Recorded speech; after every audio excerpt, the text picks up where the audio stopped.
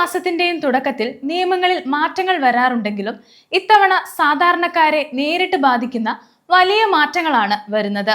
നാളെ മുതലാണ് ഈ മാറ്റങ്ങൾ പ്രാബല്യത്തിൽ വരുന്നത്. റെയിൽവേ യാത്രയിലെ കനത്ത പിഴകൾ മുതൽ LPG gas cylinder, Aadhaar card, credit കാർഡുകൾ, ഇൻകം ടാക്സ് റിട്ടേൺ സമർപ്പിക്കൽ വരെയുള്ള മേഖലകളിൽ വലിയ മാറ്റങ്ങളാണ് നാളെ മുതൽ സംഭവിക്കാൻ പോകുന്നത്. ഇന്ത്യയിലെ ജനങ്ങൾ കൃത്യമായി അറിഞ്ഞിരിക്കേണ്ടുന്ന, ഇല്ലെങ്കിൽ നിങ്ങൾക്ക് നഷ്ടം സംഭവിക്കാൻ സാധ്യതയുള്ള 10 പ്രധാന മാറ്റങ്ങൾ എന്തൊക്കെയാണെന്നാണ് ഇന്നത്തെ വീഡിയോയിലൂടെ നമ്മൾ നോക്കുന്നത്. ഒന്നാമത്തേത് നമ്മൾ ഏറ്റവും പ്രധാനമായി അറിഞ്ഞിരിക്കേണ്ടുന്ന ഒന്നാണ്. അത് നമ്മുടെ LPG സിലിണ്ടറിലെ വിതരണവും വിലയുമാണ്. എന്താണ് മാറ്റമെന്ന് വിശദമായി നോക്കാം. നമ്മുടെ അടുക്കളകളെ ബാധിക്കുന്നതാണ് ഈ മാറ്റം.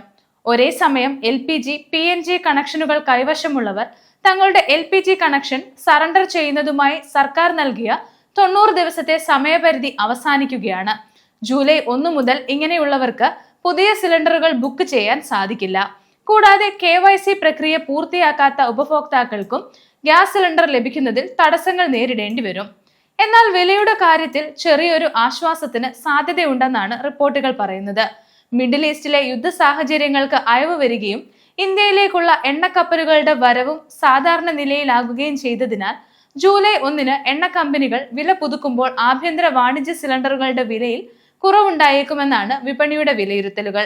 CNG, PNG വിലകളിലും മാറ്റങ്ങൾ പ്രതീക്ഷിക്കാവുന്നതാണ്. അടുത്തത് ഇന്ത്യൻ റെയിൽവേയിൽ കടുത്ത പിഴകൾ അവതരിപ്പിക്കുന്നു എന്നതാണ്.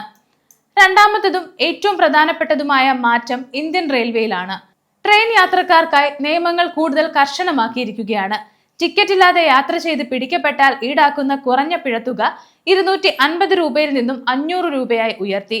സ്ത്രീകൾക്കായി സംഭരണം ചെയ്ത കോച്ചുകളിൽ യാത്ര ചെയ്യുന്ന പുരുഷന്മാർക്ക് 2500 രൂപ വരെ പിഴ ചുമത്തും. ഇതുകൂടാതെ ജനറൽ ടിക്കറ്റുമായി സ്ലീപ്പർ കോച്ചിൽ കയറുന്നവർക്കും മറ്റൊരാളുടെ ടിക്കറ്റിൽ യാത്ര ചെയ്യുന്നവർക്കും കനത്ത പിഴയുണ്ടാകും. ട്രെയിനുകളിൽ ഭിക്ഷാടനം, ശല്യം ചെയ്യൽ, ലഹരി ഉപയോഗം, റെയിൽവേ സ്വത്തിൽ അതിക്രമിച്ചു കടക്കൽ, അപകടകരമായ വസ്തുക്കൾ കൊണ്ടുപോകൽ എന്നിവയ്ക്ക് 10,000 രൂപ വരെ പിഴ ലഭിച്ചേക്കാം. ഇതുമായി ബന്ധപ്പെട്ടുള്ള കർശന നടപടികൾ ജൂലൈ 1 മുതൽ പ്രാബല്യത്തിൽ വരും. അടുത്തത് ആധാർ കാർഡ് അപ്ഡേറ്റ് ആണ്. ആധാർ ഉപഭോക്താക്കൾക്കായി ഒരു സന്തോഷ വാർത്തയാണ് പുറത്തു വരുന്നത്. UIDAI ആധാർ മൊബൈൽ ആപ്പ് വഴി ഇമെയിൽ വിലാസം പുതുക്കുന്നതിനായുള്ള 75 രൂപ ഫീസ് ജൂലൈ 1 മുതൽ ഡിസംബർ 31 വരെ പൂർണ്ണമായും ഒഴിവാക്കിയിട്ടുണ്ട്.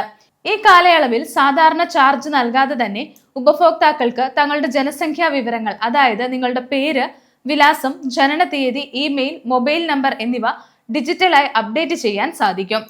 അടുത്തത് ആദായ നികുതി റിട്ടേൺ സമർപ്പിക്കലാണ്. നാലാമത്തെ മാറ്റം വളരെ പ്രധാനപ്പെട്ടതാണ്. ശമ്പള വരുമാനക്കാർക്കും ഓഡിറ്റിംഗ് ആവശ്യമില്ലാത്ത നികുതിദായകർക്കും 2025-26 സാമ്പത്തിക വർഷത്തെ ആദായ നികുതി റിട്ടേൺ സമർപ്പിക്കാനുള്ള അവസാന തീയതി ജൂലൈ 31 നിശ്ചിത സമയത്തിനുള്ളിൽ ഫയൽ ചെയ്തില്ലെങ്കിൽ വലിയ തുക പിഴയായി നൽകേണ്ടി വരും. അതുപോലെ ഏപ്രിൽ മുതൽ ജൂൺ പാദത്തിലെ TDS നിക്ഷേപിക്കാനുള്ള അവസാന തീയതി ജൂലൈ 7 ബാങ്ക് ഉൽപ്പന്നങ്ങളുടെ വിൽപ്പനയിലും RBI നിയമം കടുപ്പിച്ചു എന്നതാണ് അടുത്ത മാറ്റം. എന്താണ് ഈ മാറ്റമെന്ന് നമുക്ക് നോക്കാം. ബാങ്ക് ഉപഭോക്താക്കൾക്ക് വലിയ സുരക്ഷ നൽകുന്ന ഒന്നാണിത്.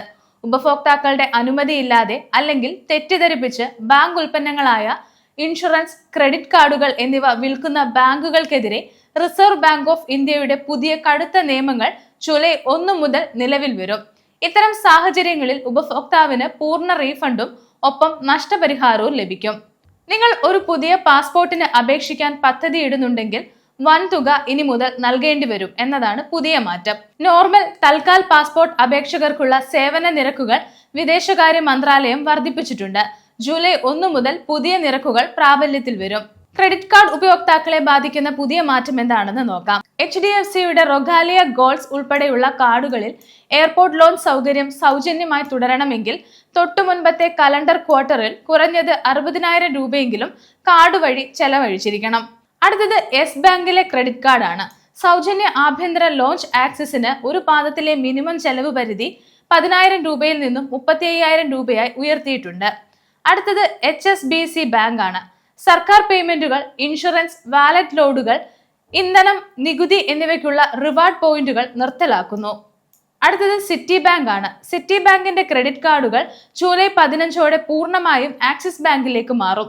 നിലവിലുള്ള കാർഡ് നമ്പർ, പിൻ, CVV എന്നിവ മാറ്റമില്ലാതെ തുടരും. അടുത്തത് SBI ആണ്. ഫോൺപേ FBI ക്രെഡിറ്റ് കാർഡിന്റെ റിവാർഡ് പോയിന്റ് ഘടനയിൽ മാറ്റം വരുത്തുകയും റിവാർഡ് ലഭിക്കാത്ത ഇടപാടുകളുടെ പുതിയ ലിസ്റ്റ് പുറത്തുവിടുകയും ചെയ്തു. അടുത്തത് പുതിയ കാറുകളുടെ വില വർദ്ധിക്കും എന്നതാണ്. ജൂലൈ 1 മുതൽ പുതിയ വണ്ടി വാങ്ങുന്നവർക്ക് ചിലവേറും. പ്രമുഖ ഓട്ടോമൊബൈൽ കമ്പനിയായ കിയ മോട്ടോഴ്സ് തങ്ങളുടെ മോഡലുകൾക്ക് 2% വരെ വില വർദ്ധിച്ചപ്പോൾ ടാറ്റ മോട്ടോഴ്സും തങ്ങളുടെ EV ICE മോഡലുകളുടെ വിലയിൽ 1.5% വരെ വർധനവ് വരുത്താൻ ഒരുങ്ങുന്നു എന്നാണ് റിപ്പോർട്ടുകൾ. ഇനിയുള്ളത് പെട്രോൾ ഡീസൽ വിതരണ നിയമത്തിലെ മാറ്റമാണ്. വലിയ വാണിജ്യ ഉപഭോക്താക്കൾ, ട്രാൻസ്പോർട്ട് കമ്പനികൾ, ഫാക്ടറികൾ തുടങ്ങിയ റീറ്റെയിൽ പെട്രോൾ പമ്പുകളിൽ നിന്നും ഇന്ധനം വാങ്ങുന്നതിന് ഏർപ്പെടുത്തിയിരുന്ന താൽക്കാലിക നിയന്ത്രണങ്ങൾ കേന്ദ്ര സർക്കാർ പൂർണ്ണമായും നീക്കം ചെയ്തു. ഇനി ഇവർക്ക് മുൻപത്തെ പോലെ യഥേഷ്ടം ഇന്ധനം വാങ്ങാം. അടുത്തത് EPFO 3.0 വന്നിട്ടുള്ള മാറ്റങ്ങളാണ്. സർക്കാർ EPFO 3.0 പതിപ്പ് പുറത്തിറക്കിയിരിക്കുന്നതിന്റെ ഭാഗമായി EPFO വെബ്സൈറ്റിലെ എല്ലാ സർവീസുകളും 3 ദിവസത്തേക്ക് താൽക്കാലികമായി നിർത്തിവച്ചിരിക്കുകയാണ്. പുതിയ പതിപ്പ് വരുന്നതോടെ PF ഉപഭോക്താക്കൾക്ക് UPI ATM വഴി പണം പിൻവലിക്കാനുള്ള സൗകര്യം ലഭ്യമായേക്കുമെന്നാണ് സൂചനകൾ. ഇതാണ് ജൂലൈ 1 മുതൽ നമ്മുടെ സാമ്പത്തിക ജീവിതത്തിൽ സംഭവിക്കാൻ പോകുന്ന പ്രധാന മാറ്റങ്ങൾ.